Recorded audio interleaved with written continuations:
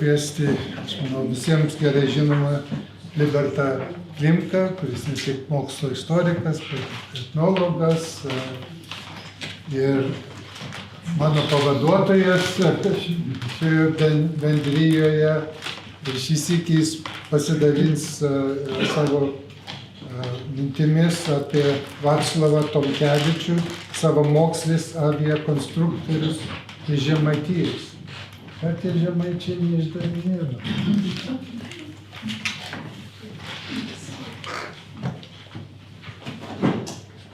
Kažkur tai dingo.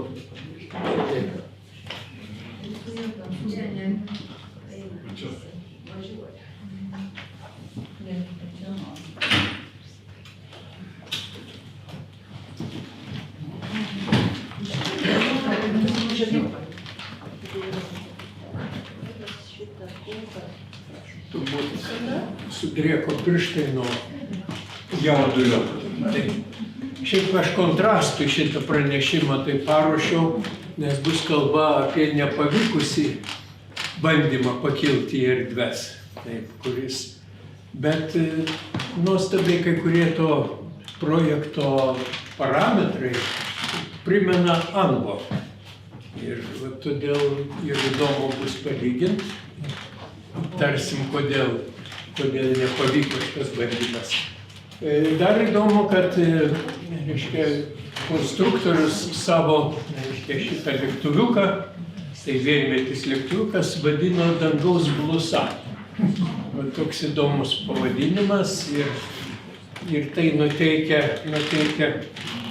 panašiai kaip pono Romo pranešime truputį ir humoro pridėti prie to.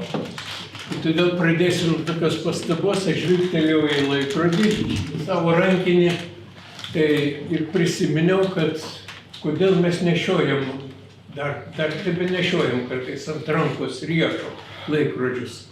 Ogi todėl, kad Pirmo pasaulinio karo metu aviatoriai pirmieji pradėjo nešioti tokius laikrodžius, kad matytų, kiek dar degalų liko. Kiek ore gali išbūti. O paskui jau tie laikrodžiai tapo visų kariuomeniai karininkų nešiojami ir juos po Pirmo pasaulinio karo taip ir vadindavo apkasų laikrodžiai. Nes kišeniai raustis išsitrauktą laikrodį gulint apšaudomam plote buvo labai keista. Taip, žymiai patogiau čia pat ant riešo turėti. Ir dar tas pranešimas mano, jis pretendavo į stendinį tik tai, nes nuotraukos labai prastos.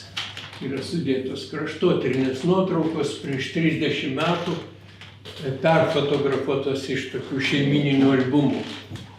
Todėl kokybė jau nekokia. Betgi vis tik stebina, kad Žemaitijoje, ir ne vieną galim tokią ryškią asmenybę rasti, kurių kitur kažkaip tokių ryškių talentų, ryškių polinkių, ryškių pomėgių sunkiau yra rasti.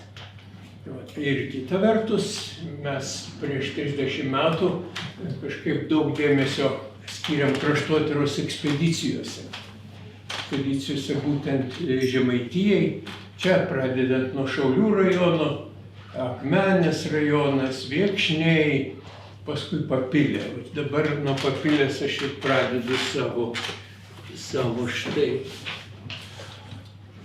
tą rodymą ir asmenybę, apie kurį kalbėsiu, tai Vaclovas Tomkevičius, gimimo ir mirties datos yra, ir jo gyvenamoji vieta tai yra dvareliai visai netoli Papilės.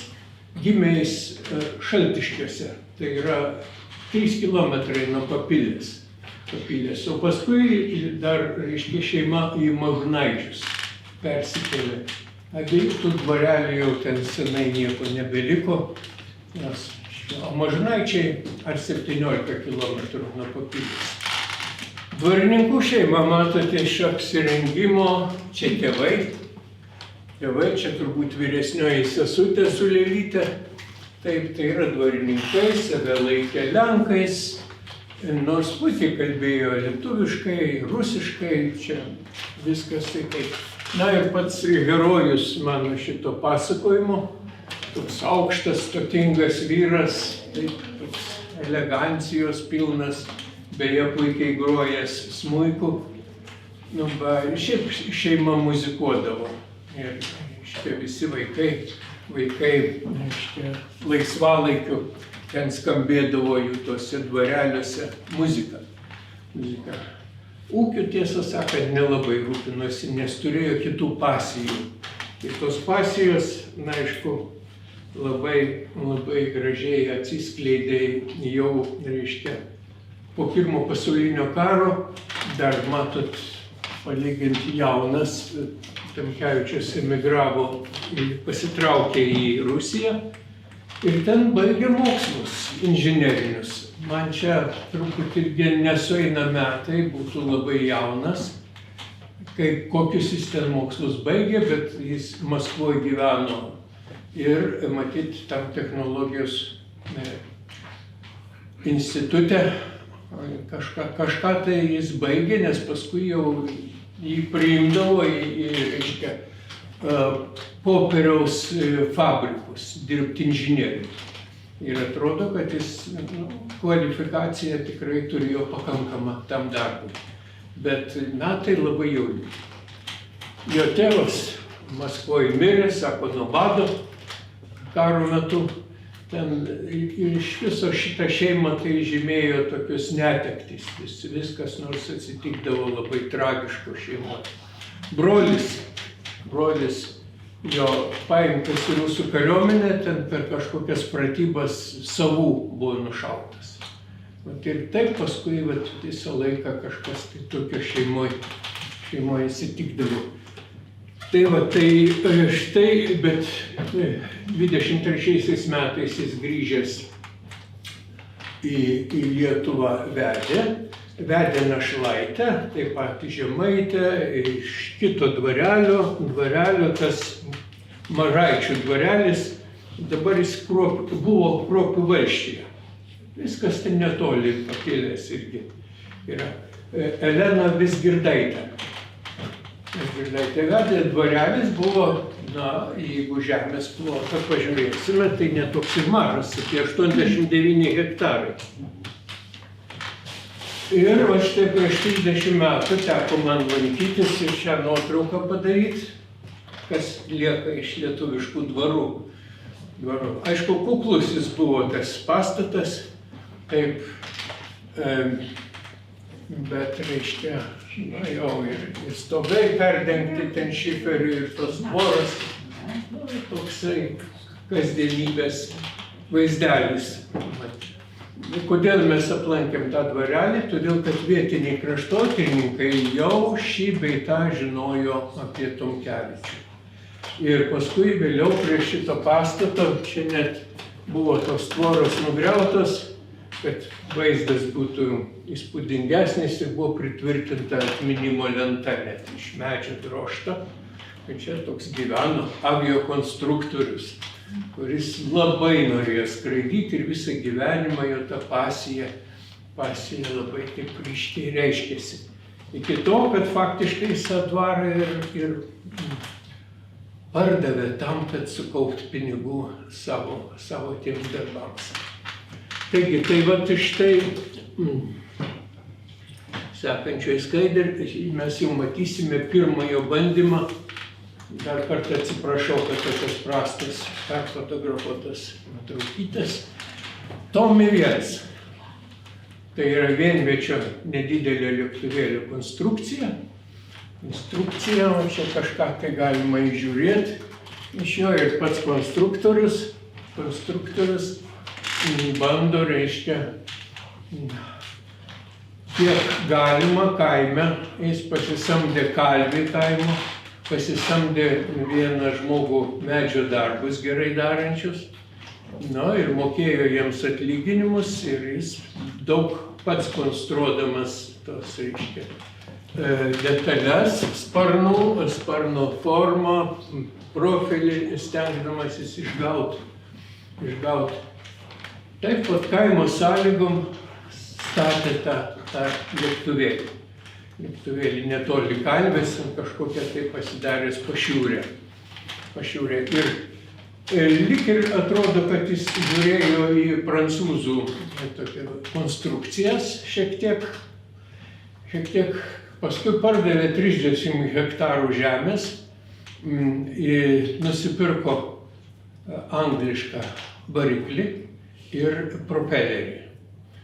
Propeleris, aišku, buvo neblogas, bet variklis viso labo apie 25 arklį jėgas. Ir aišku, čia viena iš nesėkmės priežastis buvo. Variklis, aiškiai, buvo per silpnas, turbūt. Na, o bandė dar jis užsidirbti užsienyje pinigų, išvažiavo į Braziliją. Ten kažką tai kaip inžinierius bandė susirasti darbą, bet paskui žmonai teko pinigų siųsti, kad galėtų grįžti į Lietuvą. Tai va tokias peripetijas gyvenimo ir, reiškia, kol jis nebuvo pašauktas į karinę tarnybą. Karinė tarnyba Kaune ir ten jis, reiškia, jau buvo pasiųstas į avioklubą. Avioklube sakoma, kad jis išlaikė civilinio piloto egzaminus ir turėjo licenciją skraidyti. Išmoko, žodžiu, šiaip ar taip skraidyti, bet civilinio, ne karo lakūnas jis buvo. Jis buvo ir ar ne pirmoji tokia grupė buvo, kur pilotai mokėsi civiliniai aviacijai. Ir, tada jau jis kažkaip drąsiau ėmėsi. Tas lėktuviukas Tomy 1, jis pats, reiškia, rašė su avioklubu, susirašinėjo ir konsultavosi. Tai turėjo kainuoti maždaug jo sąmatą apie 3500 litų. Sparnai 9 metrų, svoris turėjo būti apie 135 kg, tik tai lengvutis lėktuviukas. Ir 1931 metais vis tik jam pavyko išbandyti tą lėktuvą. Bet pirmas skrydis, nelabai sėkmingas buvo, nes jis užkliudė medį augantį ten dvaro laukuose. Krito žemėn, aplaužė tą lėktuvą. Ir tada jis nuvežė lėktuvą traukiniu į Kauną. Ir 1933 metais tas lėktuvas ten vis tik avioklube buvo paremontuotas, patvarkytas. Ir 1933 metais ten profesionalus lakūnas, nežinia kuris, pakilo su juo, paskraidė ten. Bet tokie atsiliepimai buvo nepalankus. Negalėjo labai aukščio paimti tas lėktuvas, tiesiog motoras buvo per silpnas, matyti. Todėl tas taip ir pasiliko Kaune šitas lėktuvėlis. Jis buvo išardytas, kažkam tai kitam motoras panaudotas. Žodžiu, jo Tomy 1 likimas yra toks nelabai reiškia, koks yra. Gal čia geriau matysis jo pagalbininkai. Štai pats konstruktorius čia, o čia jo, reiškia, tie samdyti žmonės, kurie daro. Ar čia Tomy 1? Taip, Tomy 1. Ir tada jis nenurimsta. Ir po kiek laiko, 1937 metais, jis yra pakviečiamas kaip inžinierius dirbti vėlgi į Žemaitiją. Kurį laiką jie gyveno Kaune, šeima. Bet ten kažkaip nelabai jam, reiškia, sekėsi, susiras darbą. O Žemaitijoje Kairiškių dvaro savininkas buvo pasistatęs popieriaus fabriką ir plėtė tą gamybą. Gamybą dar Kapėnuose, užtvanką pastatė, aš jums parodysiu nuotrauką. Ir štai Kapėnų šitoje popieriaus fabriko viename iš korpusų statoma dangaus blusa. Ir matome, reiškia, jos visą statybos tą grožį ir reiškia, bet statoma ganėtinai ilgai, ganėtinai lėtai ir viskam ateina pabaiga su sovietų reiškia, atėjimu. Blusa buvo sunaikinta 43 ar 4 metais. Čia tų biografinių duomenų labai trūksta. Labai, reiškia, tiek, kiek pavyko iš vietos kraštotyrininkams surinkti dar iš žmonių prisiminimų. Dar Vytautas Jurkštas yra rinkęs, žinomas Vargonų, reiškia, istorikas. Vokiečių metais? Taip, čia dar vokiečių metais, jis dar tas lėktuvėlis buvo. Bet jau jis buvo O paskui jam trūko motoro. Nebuvo nupirktas motoras. Taip, ir sekančiai skaidriai aš parodysiu, ta užtvanka yra likusi iki mūsų dienų. Ir štai taip, šalia užtvankos buvo fabrikas, kurio antram aukšte buvo tas blusa statoma ir, reiškia, su didelėm viltim, kad šį kartą jau jis konstruktorius buvo gavęs prancūziško, reiškia, vieno projektų brėžinius, jis jau nelabai savim turbūt pasitikėdamas, daugiau stengiasi prisilaikyti jau išbandytų dalykų. Tai va štai, ten to įdomi istorija yra tuo, kad pasikvietė į fabriką dirbti, reiškia, Vladas Sirutavičius. Tai žinoma pavardė, priminsiu, tai yra ir politikos veikėjas, ir puikus inžinierius.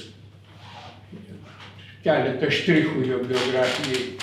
Didžiojo Vilniaus Seimo dalyvis Sirutavičius ir paskui atkuriamojo Seimo dalyvis, socialdemokratų partijos vienas iš lyderių, iš vadų ir puikus inžinierius. Ne tik pirmąją elektrinę pastatė, hidroelektrinę Lietuvoje.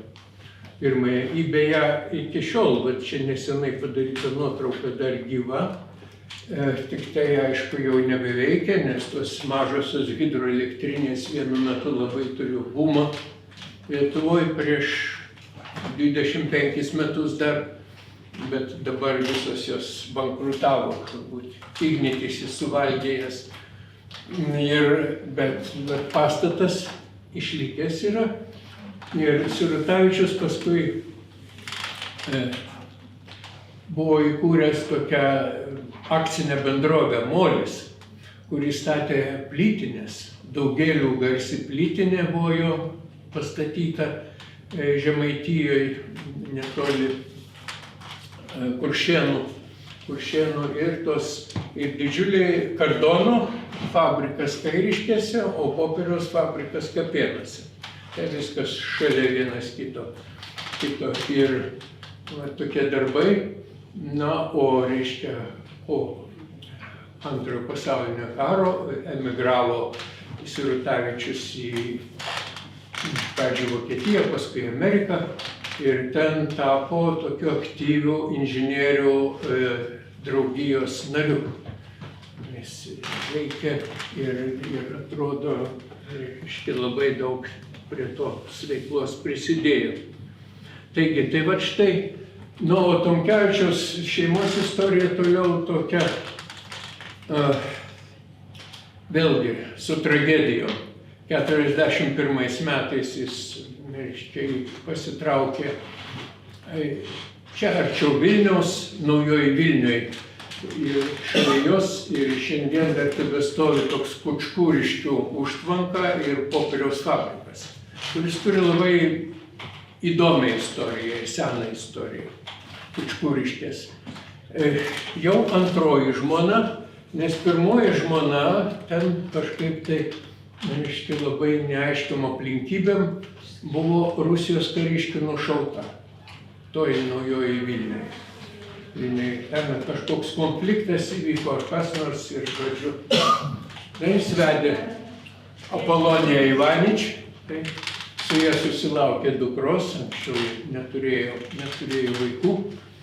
Na, bent dukra kažkaip tai įdomiai jo šitas pomėgius pratėsi, tapo ir sklandytoja, ir parašiutistė, ir profesionali smuikininkė. Paskutiniais mano duomenimis jį gyvena Prancūzijoje ir prisimena savo tėvą, labai, reiškia, taip jausmingai ir tokia yra šeimos istorija. Talentas nebejotinas ir jo paskui jisai su žmona 46 ar 7 metais emigravo į Lenkiją. Ten jis dar dirbo irgi popieriaus fabrike kaip inžinierius. Inžinierius paskui išėjo į pensiją, bet visą laiką jis domėjosi aviacija. Jis ten dalyvaudavo įvairiuose, reiškia, šventėse aviacijose, klubuose tuose. Na ir žinoma jo dukra. Dukra tai buvo tas jungtis tarp tikrovės ir tikrovės. Taigi, tai štai noriu pasakyti, kad tos kuklios nuotraukėlės ir viskas tai yra, reiškia, paskui vietinių kraštotyrininkų surinkta medžiaga ir noriu gerų žodžių paminėti Leonardą Skerį, Ignas Valantis, tai jų dėka tas atmintis Tomkevičiaus yra gyva tam krašte. Čia mūsų ekspedicijos žemėlapiukas vienas Viekšniai ir čia netoli Viekšnių į Ventą įteka Virvytė. Tokia nuostabi upė, labai įsivingiavusi. Sakoma, kad ten 40 užtvankų yra buvę ant jos. Na, truputį skirtingais periodais. Ir tos užtvankos kaip tik ir ateina čia, ateina į Kapėnai ir va tie fabrikai popieriaus ir kardono čia prie Kapėnų gyvenvietės yra ir palaikė gyvybę ir tos gyvenvietės ir kažkada tai, o ta inžinerinė mintis gaivino tą krašto gyvenimą. Taigi tai va štai laikas ne visada mūsų naudai. Ačiū.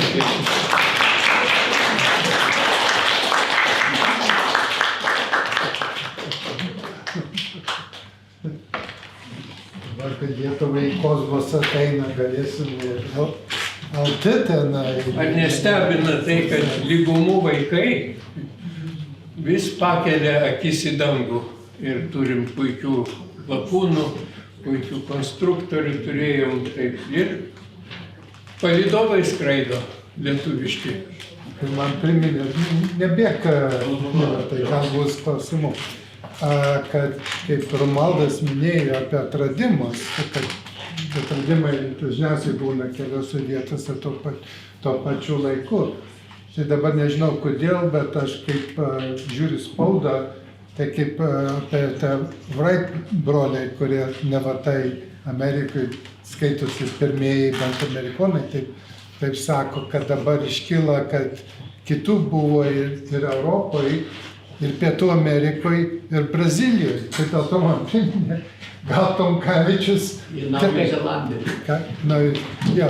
Bet įdomu, kai jis veikia, kaip jūs nežinomas į Braziliją, tai gal jis irgi girdėjo, kad ten su aviacija pusantrų metų yra, tai gal dėl to jis ir nukeliavo į Braziliją, nes nežinai, kodėl Brazilija, kodėl Prancūzija. Buvo garsus Dumont, kuris Prancūzijoje studijai žaldo ir to irgi buvo pionierius.